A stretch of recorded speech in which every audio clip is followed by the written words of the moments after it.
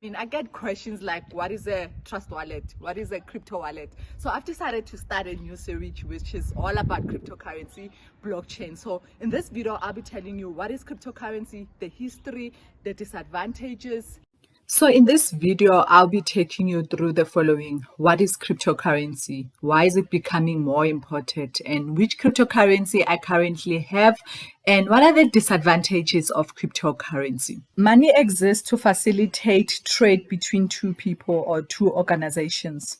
Trade is recorded in a bookkeeping, and this information is usually isolated and kept from people. For this reason, we usually rely on third parties in order to facilitate our transactions. And these third parties can be banks, governments, notaries, accountants, and our paper money. So in the caveman era, they use a system called the barter system. So this is an old method of exchange. This system has been used for centuries and long before money was invented. So how it worked is, so say I have a cat and I want your dog. So I would come and say, I want your dog, and then you will trade it using my cat. But then that system wasn't really fair because, a value of a cat and a dog, or a value of a cat and a horse, is two different things. So one will end up paying even more. And how do you verify the transactions? Because what happens if the person doesn't give you what you bought? There's no way of reporting. There's no way of actually maybe handing that person to the police or even reporting it somewhere. So what's going to happen if I want maybe a jacket and then you have your chickens? So obviously the measure of value cannot be measured. So these are common flaws that happened with the barter system. So some of these flaws where people's requirement needs to coincide and there is no common measure of value. And not all goods can be divided or subdivided. Say I have a cow and then I want three different things. I cannot actually divide my cow in order to get these three different requirements, and goods cannot be fully transported sometimes. So after realizing that the barter system isn't solving many of these problems, so that's where money started evolving. So in 110 BC, an officially currency was minted, and then in 1250 AD, gold-plated florins were introduced, and then in 1600 AD to 1900 AD, paper currency gained widespread popularity, and this is the money that we know. And now we're at an era where we're using plastic money, which is our credit cards, and also cryptocurrency is introduced. Now, gold and silver, people own that. And now the only problem with that is you cannot take your gold bar everywhere. So that's when coin was actually introduced. So you would have like coins which were minted like gold, and also coins that were minted like silver. So this was a way for people to buy what they actually want, and they can exchange that. So this was way convenient for people, because then all you have to do is just to carry these coins and then go buy what you actually want.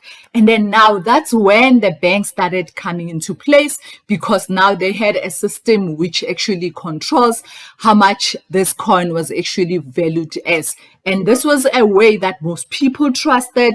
Paper money came into play, and it doesn't have value because it's minted of silver or gold. It is pure paper, and this paper has value because the government says it has value.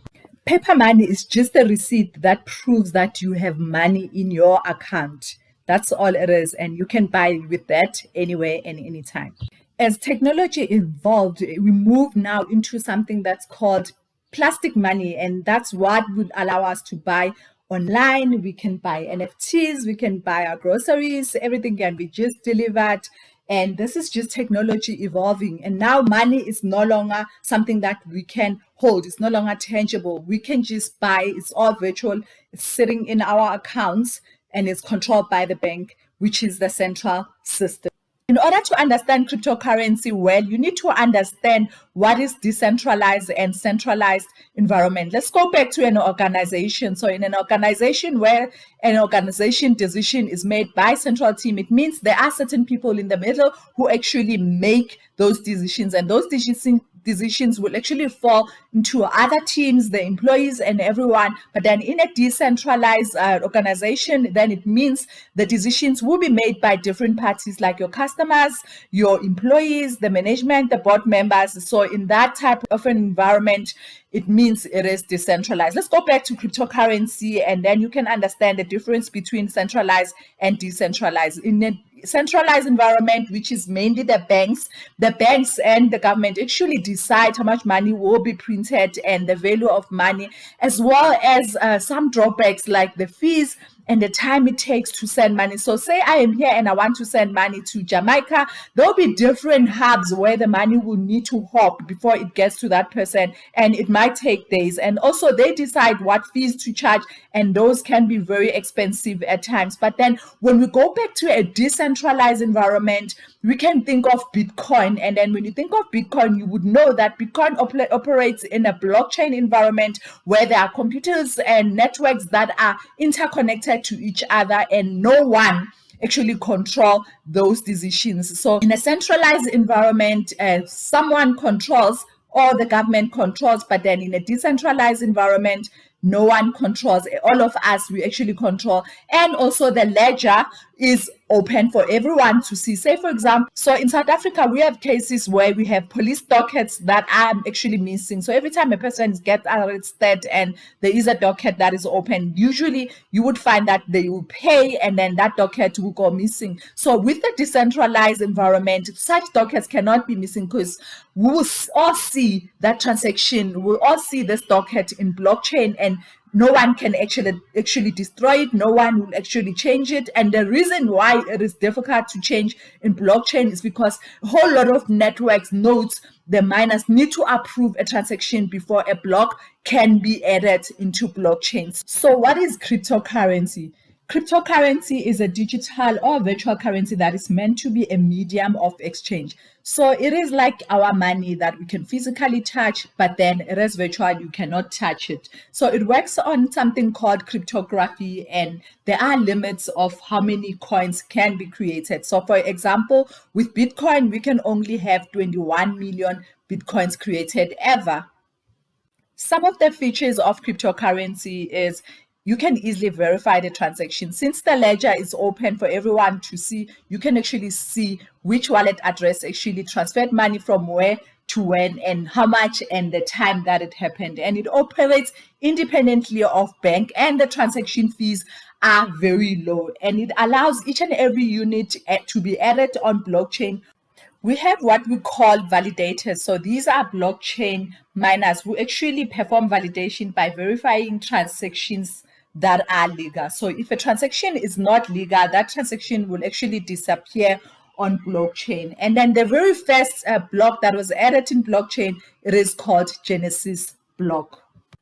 As of July 2021, we have over 6,044 coins that exist out there, cryptocurrencies. So Bitcoin is a coin because it has its own blockchain, and whereas the other coins are actually called alternative coins. And then we talk about tokens, and now tokens are cryptocurrencies that do not have their own blockchain but live on another blockchain. So examples of coins, token, and alternative coins will be Bitcoin, Bitcoin Cash, Litecoin, ETHEREUM, Ripple, Stellar, Cardano, Polkadot, and there's even Million Coin. There's just more coin. You can even create your own coin. I actually do have a video that shows you how to create on ERC standard as well as on Binance. So you can also create your own coin and name it your name if you want. You just need to get people to buy it.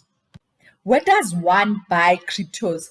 So there's a shop where you can actually buy, and that shop is called a crypto exchange. So a crypto exchange is a marketplace where you can buy and sell cryptocurrencies like Bitcoin, Ether, and Dogecoin. And there are a lot of crypto exchanges. You need to do your research and find the best ones. So I can talk about Binance, CoinGecko, there's crypto.com, there's also Liquid Exchange. So you just need to find the one that you want, that you can easily use. In order to buy cryptocurrency, you need to have a crypto wallet. So a crypto wallet, you can find it under a crypto exchanger. So for example, you can sign up with Binance and then create a crypto wallet which will actually hold your money. So it's definitely like a purse or a wallet where you can just put your crypto, but all of this is done virtually. So I do have a video that will show you how to buy your crypto exchange. And you also do need to check the value of your crypto. You don't just buy any crypto, you check the value,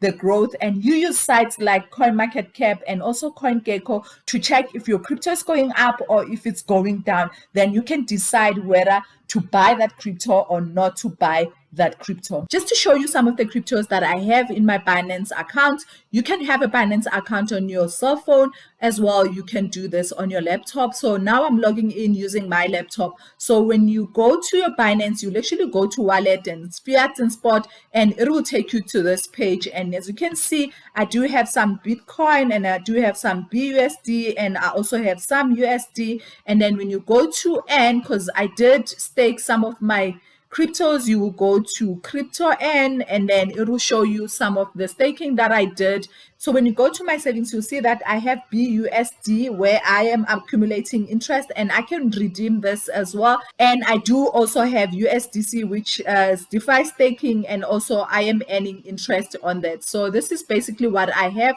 Let's look at the advantages and disadvantages of cryptocurrencies. So number one, it is protection from inflation. So we as people control the growth of cryptocurrencies. So for example, the more people hold Bitcoin, the more the inflation will go up. And then it is self-governed and managed. So because of blockchain and because of it is decentralized, it is controlled as well by us and those who actually do the validation and also the confirmation of each transaction by all the miners. And as well, it is cheaper than all the bank fees and it is faster to transfer funds from one person to another. So I can easily transfer funds from someone who's in America from now, and it can take a second for that person to get the money. So let's look at the disadvantages. Can be used for illegal transactions. So there's a lot of black market that are happening there.